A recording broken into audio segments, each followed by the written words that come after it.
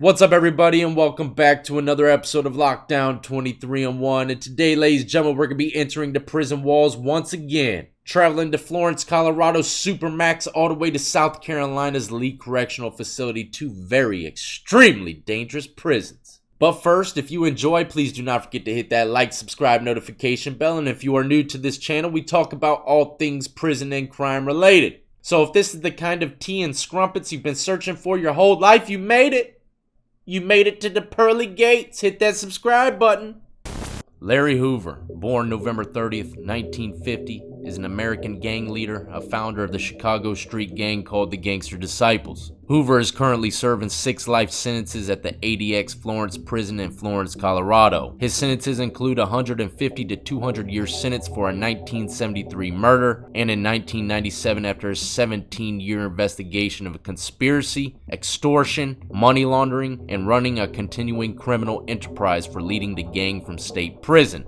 He received a life sentence. But a new federal indictment filed this week in federal court in southern Illinois suggests Hoover has still been calling shots for the gang he helped establish in Chicago in the 1960s. The indictment, unsealed Monday, accused 7 state and national leaders of the Gangster Disciples of racketeering conspiracy, drug trafficking, witness intimidation, and multiple murders. Even though Hoover was not accused of wrongdoing, the indictment alleged that in September 2014, Gangster Disciple members Anthony Dobbins and Warren Griffin discussed how Hoover had recently appointed them as board members, a powerful position directly beneath Hoover that gave them authority over the gang's national operation. The charges do not state how Hoover made such a decision, given that he is behind such a max security and in solitary confinement. Both Dobbins and Griffin are charged in the new indictment in racketeering, conspiracy, and murder. The indictment, meanwhile, comes as Hoover has been seeking an early release from his federal sentence under the First Step law passed in 2018, that which has already led to the reduced sentences of several of his co-defendants. Hoover's attorney Justin Moore said in a statement that Hoover appeared to have been added to the new indictment completely without basis and in any effort to spurn Hoover's request for release.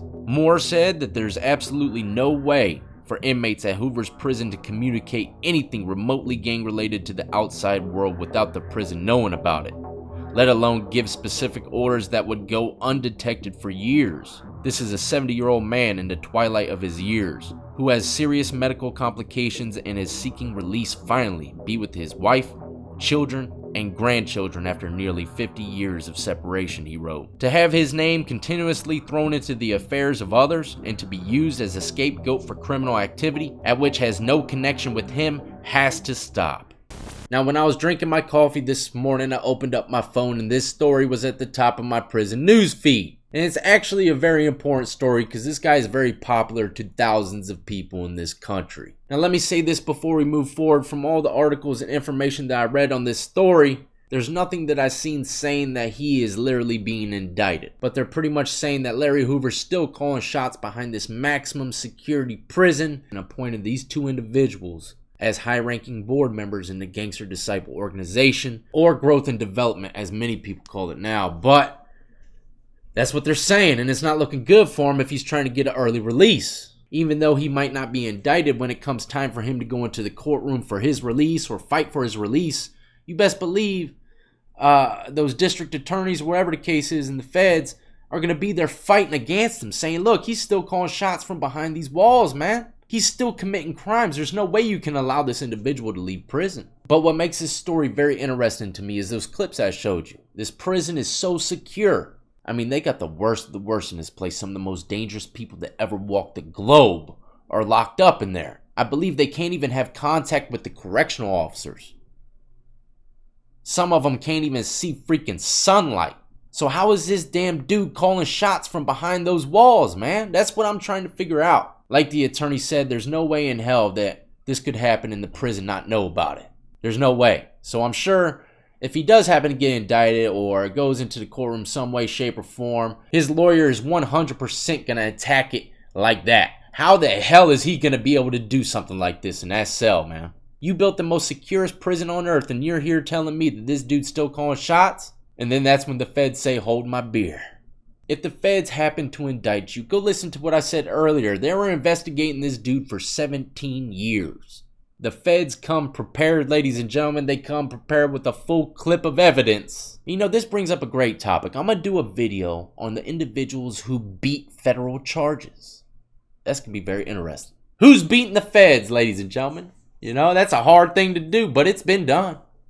They don't have a 100% conviction rate. But like I said, this was at the top of my news feed, and I thought it'd be interesting to bring to y'all's attention. But let me know in the comments section. Do you think this individual could call shots from inside one of the most securest prisons on earth without anyone knowing? And also, like I said, I know there's a lot of people that follow this individual. Do you think him being released from prison would help the streets in any way, shape, or form? That's a highly debatable topic as well, because a lot of people say there's just no structure out there no more.